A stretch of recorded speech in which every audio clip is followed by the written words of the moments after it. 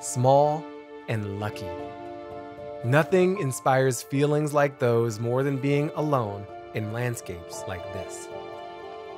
But there's a side to Death Valley that I haven't fully explored yet. One that only reveals itself once the tourists have scattered back to their cars and the sun is dipped below the horizon. Of course, what I'm talking about is the darkness of night.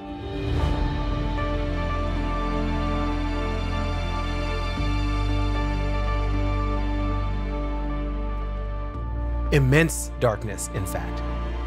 The kind that can only be found in a place as remote as Death Valley. And Harun Mehmedinovic, the man behind this amazing time-lapse photography, is the perfect guy to introduce me to this new environment.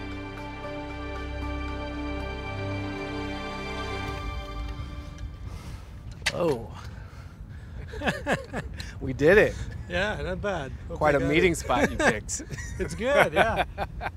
Where we're standing here is one of the last remaining pristine night sky places that we have left in America. So when we're looking at most of this park, especially towards the north from here, we're looking at about 100, 150 miles without artificial light. Over 100 miles with no artificial light is a big deal. It means that the skies here are exceptionally dark, a sight that Harun has cherished since he was a kid. Grew up in Bosnia. My dad's family is out from the country. And part of that lifestyle was telling stories.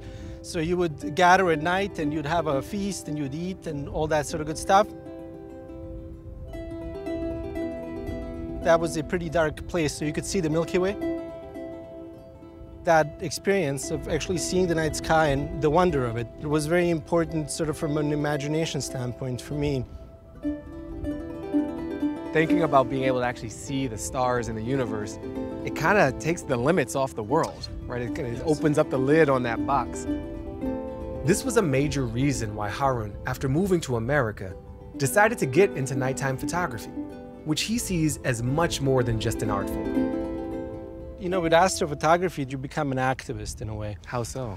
Because when you take images of pristine night sky, everybody's going to immediately ask, is that real? Because we don't see it anymore.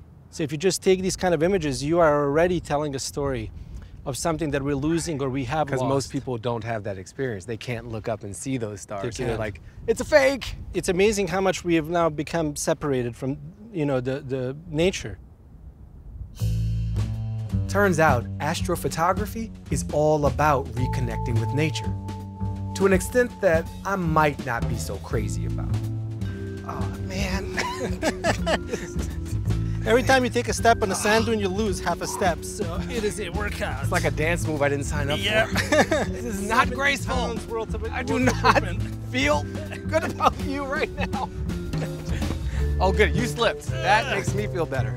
All right. Yeah, I do that all the time. Jeez. So what was your first impression of these sand dunes?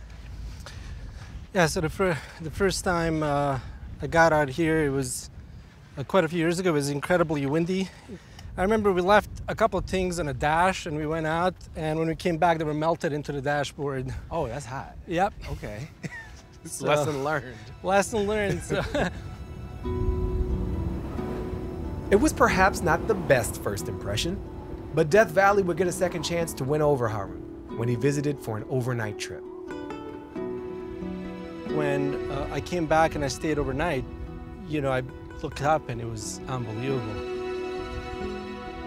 You could see this incredible universe out here, and really that's what got me in many ways into taking shots of the night.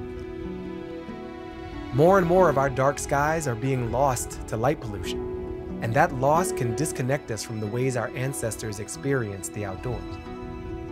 It's really important to almost every population you can think of. There's a night sky element to it, and sometimes it's actually practical. There's an old spiritual that escaped slaves used to sing that cites... drinking gourd. Yeah, the drinking gourd, which is the Big Dipper. Yeah. Exactly. There is a value to the night sky. It's a spiritual value.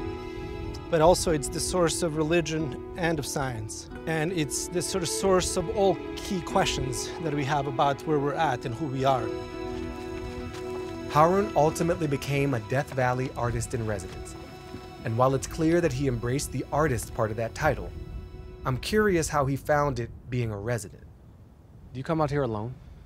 I spent months at a time here alone, in fact. Months? Yes. What's that like? Incredibly peaceful, because at night there's gonna be hours upon hours of nobody being around. Not a single other car, not a single other person, not any light, nothing. Yeah. And the beauty of the stargazing is that it actually forces you to be in a meditative state. Like when you're looking up at it, you are meditating. So if someone's having a hard time meditating, your prescription? Is stargazing.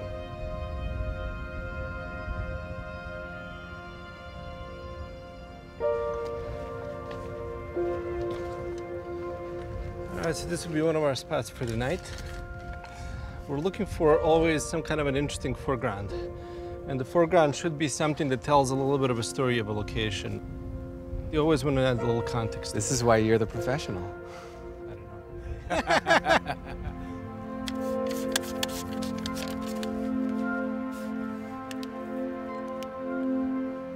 When you look at the stars, you're looking at stars that have died sometimes many, many, many years ago.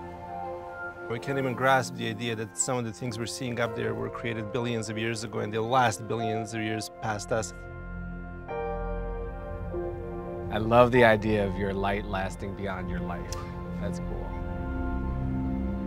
Above me, the same sea of stars that Harun saw as a young boy emerges.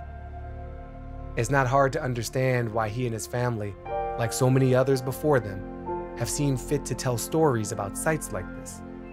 Stories that seem to transcend time and space, that help explain who we are, why we're here, and where we're going. Whoa, it's happening. There's so many more stars.